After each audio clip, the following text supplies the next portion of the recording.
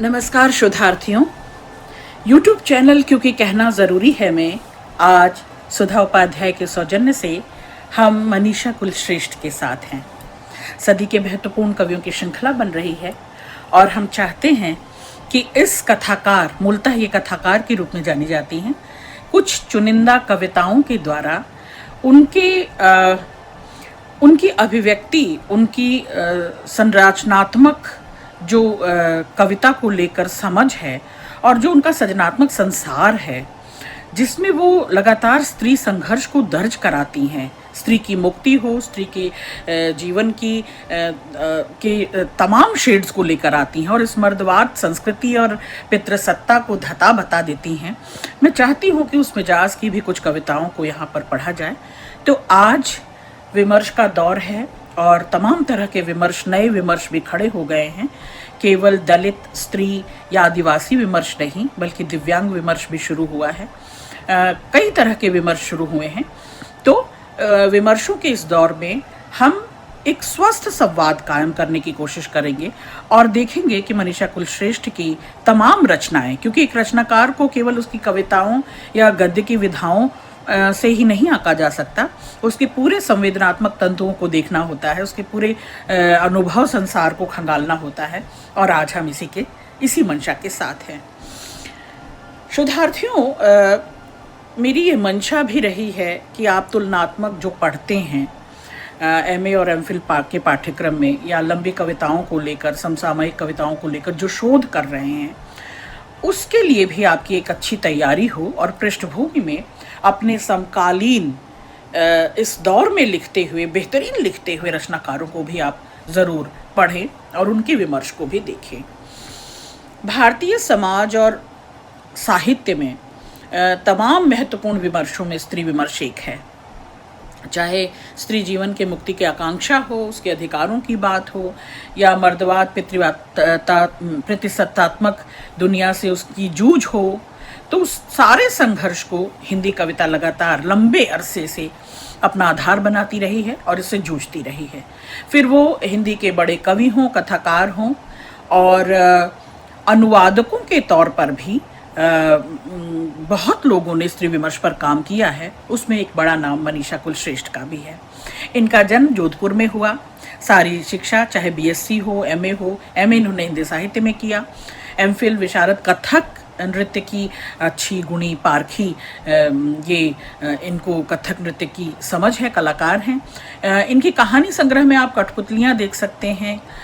कुछ भी तो रोमानी नहीं, बौनी होती परछाई, केयर ऑफ स्वात घाटी, गंधर्व गाथा, अनामा। इनके कुछ उपन्यास कथा साहित्य जगत में, आलोचक जगत में काफ़ी चर्चित रहे। शिगाफ, शालभंजिका, पंचकन्या, और इन्होंने कुछ बेहतरीन अनुवाद भी किए हैं। बल्कि अनुवादक के तौर पर इन्होंने 2 भाषाओं में आवाजाही की है और इनका दायरा, इनके पाठकों का दायरा, इनके प्रशंसकों का दायरा बढ़ा है। माया एंजेलो की आत्मकथा वाई केज्ड बर्ड सिंग के अंश कुछ उन्होंने अनुवाद किए हैं। लातिन अमेरिकी लेखक मामादे के उपन्यास हाउस ऑफ मेड डॉन के अंश कुछ किए हैं इन्होंने। बोरहेस की कहानियों का भी अनुवाद किया है। पुरस्कार, सम्मान और फेलोशिप की बात करें तो कृष्ण बलदेव बैद फेलोशिप इन्हें मिला, रंगे राघव पुरस्कार इन्हें मिला, Krishna Pratap Katha Samman, Gitanjali Indo French literary prize jury award इन्हें मिला, रजा फाउंडेशन फेलोशिप, और South Asian language institute Heidelberg Germany में इनके उपन्यास शिगाफ का अंश पाठ और रचना प्रक्रिया पर आलेख प्रस्तुति 9वें विश्व सम्मेलन में जोहान्सबर्ग में इन्होंने शिरकत की, सक्रिय भागीदारी की। आजकल की बात करूं तो स्वतंत्र लेखन कर रही हैं और इंटरनेट की पहली हिंदी वेब पत्रिका हिंदी नेस्ट का 10 वर्षों से लगातार ये संपादन कर रही हैं। इनकी चुनिंदा कविताओं को शोधार्थियों में आज आपके लिए लेकर आई हूँ और हम आज इनके अनुभवों की यात्रा, इनके स्मृतियों की यात्रा और इनके संवेदनात्मक संसार की यात्रा करेंगे, सहयात्री होंगे। कविता है, मैं एक आहट आगत की, मैं एक मिथक हूँ सखी, मुझे जानना उपनिषदों में गहरे उतरना है। आसान होता है किसी धर्म को उसकी स्थूलता में पकड़ना, अपनी आस्थाओं का विज्ञापन करना, इसे दर्शन, यह मानोगी तो गहरे उतरोगी। मैं एक भ्रम हो सखी, मुझे छूना मृग मरीचिका है। कितना भागोगे मेरे पीछे निर्मल नद की चाह में, बहुत कठिन है छायाओं के आर पार उतरना। प्रेम है मेरा धर्म, जितना जानोगी उलझ जाओगी। मैं एक आहट हूँ आगत की, मैं एक आहट हूँ आगत की।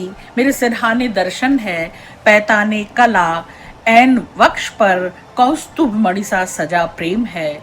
वारुणी की हल्की हिलोर है तुम्हारा समंजस, सुनोगी सुनोगी तो मान पाओगी सखी। मैं प्रतिच्छाया नहीं तुम्हारी, मैं स्वयं संपूर्ण हूँ। मैं स्वयं संपूर्ण हूँ, सूर्य अग्नि पुष्प बन मेरे अलग पाश में गुथा है। चांद कंगन में सजता है, समुद्र मेरी राह तकते हैं, पर्वत ऊँघते हैं प्रतीक्षा में मेरी। मिलोगी तो जान जाओगी, मत खेलो खेल सखी। मैं जीतने के लिए नहीं हारने के लिए खेलती हूँ। बेहतरीन पंक्ति है ये। मैं जीतने के लिए नहीं हारने के लिए खेलती हूँ। मत बिछाओ बिसात बातों की, मेरे शब्द जब पाँव से बनते हैं लोग अर्थ हार जाते हैं। खेलोगी तो जीत कर भी हार जाओगी, खेलोगी तो जीत कर भी हार जाओगी। इस वाचाल समय में, इस संवेदन शून्यता में, संवादहीनता के दौर में भावुक मन की बात करते हैं मनीषा कुलश्रेष्ठ। मन की बात करती हैं और हार कर जीतने की बात करती हैं। जहाँ संबंधों की बात हो, बहुत अपनों की बात हो, वहाँ खेल नहीं खेले जाते। मैंने किसी भी तरह का कौतुक, आप ठीक है बहलाना है, रिझाना है, मनाना है, रूठना है, यहाँ तक सब ठीक है, एक संवाद कायम रहे।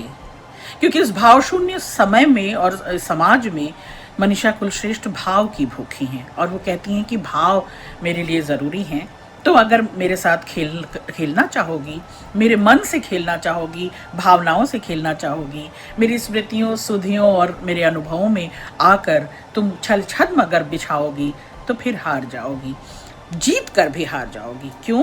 क्योंकि मैं खेल जीतने के लिए नहीं खेलती। बेहतरीन पंक्ति। दूसरी कविता है सुर्खरू। अजीब अवस्था में हूँ, ध्वस्त हूँ एक दीवार की तरह, जैसे कि अब जी उठूंगी, अब जो उठूंगी बनूंगी वही मैं होऊंगी। हाथ से निकल गया है मेरा मैं, अवश असाध्य असहाय, विनिष्ट विरूपा विवश। विनिष्ट होने का भी एक सुख है, उस सुख के अवश हूँ एक ट्रांस में। मेरे सीने में एक नहीं हजार खंजर खुबे हैं। मैं मानो एक अभ्यास बोर्ड हूँ तीरंदाजी का, सामने यह तस्वीर है तुम नहीं हो। तुम्हारी वही छवि है, हाथ के सारे जरूरी काम छूट गए हैं। तुम्हारी पीठ, चौड़े कंधे, घने बाल, मुड़ी गर्दन, गर्दन का खम, कान, कान की सुर्ख लौ, अजान बाहु बाहें मस्तिष्क की लय पर केंद्रित हैं। तुम्हारी देह एकाग्र और डूबी एकाग्रता, यही एकाग्रता आमंत्रित करती है।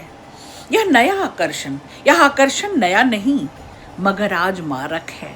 देखो खून से सने हैं आज तुम्हारे हाथ, जो छूते आज कोई कविता वो जरूर सुर्खरू होती। जो छूते आज कोई कविता वो जरूर सुर्खरू होती। दरअसल मनीषा कुलश्रेष्ठ अपने आसपास को बहुत गहराई से, बड़ी शिद्दत से चीन रही हैं और जो उनका परिवेश है जिसमें एक तरह की मर्दवादी सोच, एक तरह की क्या कह सकते हैं, वर्चस्व, ऊंच और मूछ जिसे मैं कहा करती हूँ, सब तरफ वो उसके दावेदार दिखते हैं, सब तरफ वो ठसक वाले रुआबदार लोग दिखते हैं और इसमें अपने उस अनचीन्हे अनबूझे सैलाब को वो बचा ले जाती हैं, सहेज संभाल लेती हैं और आने वाली नस्लों और संततियों को एक उम्मीद जगाकर विरासत के तौर पर थमा देती हैं। ये एक बड़ी बात है इस कविता में। उसे सुर्खरू देखना चाहती हैं। कहती हैं कि जो आज हो और जो कल बीत गया और जो आज वर्तमान में मौजूद है, आने वाले भविष्य के लिए मैं चाहूँगी कि उसके भीतर का वो राग, उसके भीतर का वो जुड़ाव, वो अपना लगाव बचा रह जाए। अगली कविता है कांतिका।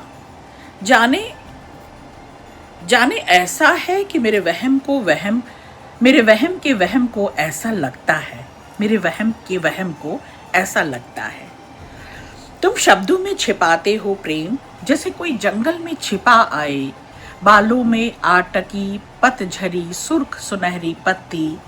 यूं तो बहुत निरापद है तुम्हारा साथ, लेकिन मेरा मन धड़कता है। कभी किसी छोटी सी निरापद आपदा के लिए, माना बहुत कोरी है स्लेट, लेकिन बच्चों के से अनभ्यस्त हाथों से मन करता है एक कमल, एक बिल्ली, एक बतख तो बना ही दूं एक कोने में, ताकि तुम चाहो तो एक गीले स्पंज से तुरंत मिटा सको। गरिमा के तट पर आ बैठी है उम्र, जो कहती है छाया मत छूना मन। बहाव के बीच की होती तो कहती, कह देने से आसान हो जाती हैं चीजें। अब क्या, अब सब कुछ स्थगित है। अगली किसी मदिरा के मीठे ताप में एकांतिका रचती किसी दूसरी शाम तक, जब कविता के फड़फड़ाते पन्ने से मन पर एक बार फिर उम्र, विवेक, गरिमा अपना पेपर वेट रख जाएंगे। उम्र, विवेक, गरिमा अपना पेपर वेट रख जाएंगे। एक वजन, परिपक्वता का, सयानेपन का, सीज जाने का, परिपक्व हो जाने का, सब कुछ आसपास को देखने का, समझने का, बूझने का, एक सलीका, एक एलिटनेस, एक समझदारी आ जाने की। उम्र, विवेक, गरिमा अपना पेपर वेट रख जाएंगे, या कि उस पेपर वेट से निकल भागेंगे पन्ने, बिखर जाएंगे दिगंतों तक। तो ये एकांतिका है कि हम जहाँ हम होते हैं, निश्चित तौर पे सार्वजनिक तौर पे हम जो मौजूद होते हैं दूसरों के बीच, भीड़ भाड़ में जो होते हैं, जो लोगों के बीच होते हैं, वो एक तरह का एक तरह का हम प्रिटेंड कर रहे होते हैं, एक तरह की हम लोगों को जता रहे होते हैं कि हम। लेकिन एकांतिका जो हमारे बिल्कुल करीब की बात है, जो रूह की बात है, जो भीतर की बात है, भीतर का जो संवेदनात्मक संसार है, वहाँ तो हम इसी एकांत को जीते हैं जिसकी इस कविता में बात की गई है। अगली कविता है अंतरिक्ष की राख। जाने कौन सा क्षण था प्रिय, जब तुम्हारी प्रेम और कामना से आविष्टित छवि, आप इनकी वोकैबुलरी देखिए, इनके शब्द बहुत मजे हुए, बहुत चमकते हुए, जैसे लगता है उसको बहुत इन्होंने मांझा है, साफ सुथरा करके अपने तब परोसती हैं, सजाती हैं। जाने कौन सा क्षण था प्रिय, जब तुम्हारी प्रेम और कामना से आविष्टित छवि मुझसे खंडित हो गई, और वह दिन कि आज का दिन मैं खुद से उस तरह प्रेम नहीं कर सकी। दर्पण सारे धुंधले हो गए, सौंदर्य प्रलेप सूखते रहे पात्रों में, आसव सारे वाष्पित हो गए। आसव जो उसमें से सुगंधित, जो उसका सार है, जो उसका द्रव्य है, जो जरूरी कीमती द्रव्य है, सारे वाष्पित हो गए। क्या तुम मानते हो मुझसे ही खंडित हुई होगी? तुम्हारी व्यस्तता के पीछे छिपी उपेक्षा के खुरदुरे तल पर चलते मैं शायद लड़खड़ा गई थी कि जाने किसी भोले भाले झूठ की फिसलन पर मेरा पैर रपटा था, या कोई प्रवंचना कुसुमय द्वार खटखटा गई थी। हजारों सूर्य मानो एकदम बुझ गए थे। न केवल देह धरा पर बर्फ के बवंडर चले थे, बल्कि कहीं अंतस के जीवंत द्वीप सदियों के लिए बर्फ में बदल गए थे। पथरा सी गई थी, जैसे बर्फ का हो जाना मतलब ठोस हो जाना, तरल चीज़ों का, सरल चीज़ों का, जो पिघलती हैं, जो समो लेती हैं, जो सराबोर करती हैं, सबको एक साथ समा लेती हैं, समो लेती हैं, उनका जैसे ठोस होते जाना, जड़ होते जाना, जम के रह जाना, स्तब्ध बर्फ में बदल गए थे। भावुकता का समुद्र बर्फीली चट्टानों पर सिर पटकता रहा था। वे गीले मौसम, आहा, मुझे तो जैसे गुलजार याद आ गए। वे गीले मौसम फिर कभी लौटे ही नहीं थे। तुम कहते हो तुम वैसा ही प्रेम करते हो, मैं मान लेती हूँ, मैं भी दोहराती हूँ, हाँ तुम प्रेम करते हो। इस सहज बात में मैं कोई कलुष नहीं पाती, मगर क्या बात है कि तुम्हारे फेफड़ों से निकलती समस्त ऊष्मा भी मेरी चेतना तो दूर, मन शरीर क्या मेरी उंगलियों के पोरों तक को गरमा नहीं पाती।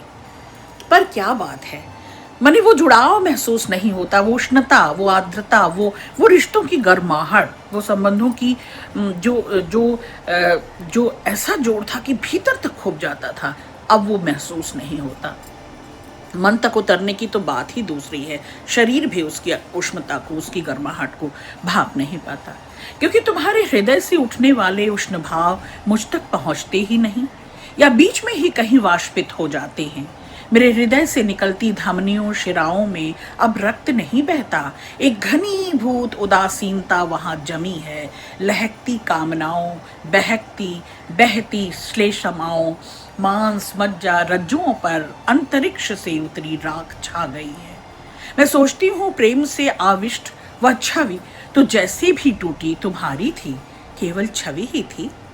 मेरा तुमसे प्रेम करना कैसे छूट गया, मेरा श्रृंगार मुझसे कैसे रूठ गया। मेरी कामनाएं तो तुमसे पहले भी धधकती थी, उन्हें तुम्हारे पलटने का भी धधकना था। आहा, उन्हें तुम्हारे पलटने पर भी धधकना था। लास्य रचित इस देह को तो हरदम थिरकना था।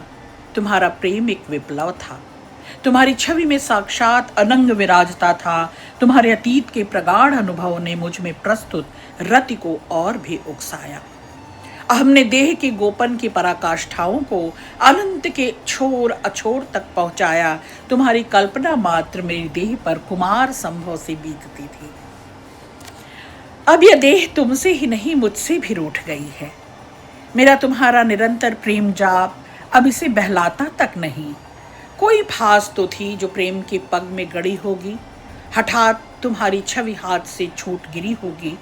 महान अभंग प्रेम, अनंत आकर्षण, आत्माओं का अद्वैत, कितने भ्रम इस छवि के साथ कड़ कड़ बिखरे होंगे कि अब यह मन प्रेम शब्द पर अन्मनस्क हो जाता है। उंगली फिराता ये होठ और कोई नाम तो नहीं जानते, तुम्हारा नाम उच्चारते हुए अनमनेपन से घिर जाते हैं। न अब तुम्हारी पुकार में वह सघन लालसा होती है। मेरे उत्तर भी अब तुमसे कोई आशा नहीं बांधते। मिलन के मेरे आग्रहों के निरंतर मंत्र लिखित भूर्ज पत्र फूल गए हैं, अपनी राह भटका करते हैं ठौर बठौर। ठौर बिठौर अपने पूर्व मिलन संयोगों की समीक्षा करती फिरती ये श्वास समीर, सुनो सुनो इस ढीठ और चंचल मन ने तो नहीं माना था, पर शायद देह ने पहली बार मान लिया। अब तो यह प्रेम है, चिरंतन है, एकनिष्ठ है। ये जो स्पर्श है वही लक्ष्य है और अलक्ष्य भी। किसी चित्र प्रहेलिका के दो टुकड़ों के अनायास ही जुड़ जाने की संपूर्णता पर इठलाती थी। जाने किस संकुचित क्षण में किसी छूटे अदृश्य तीसरे टुकड़े की आशंका ने इसे काट कर दिया है। काष्ठ की यह पुत्तलिका बस अब मोह के धागों से बंधी है। मन, प्राण, चेतन, अचेतन, राग, काम, आध्यात्म से नहीं। मनीषा कुलश्रेष्ठ की इन कुछ रचनाओं को आपने देखा, एक आध्यात्म दर्शन सा होता है। जैसे लगता है सब तरफ जीवन का एक फलसफा और एक तिलस्म है, एक जादुई खो है जिसमें हम प्रवेश करते जाते हैं, और जितना वो जो डूबा सो पार, जितना भीतर उतरते हैं उतने ही जैसे लगता है कि सराबोर होकर, रसिक्त होकर निकलते हैं। बेहतरीन कविताएं, बहुत शुक्रिया।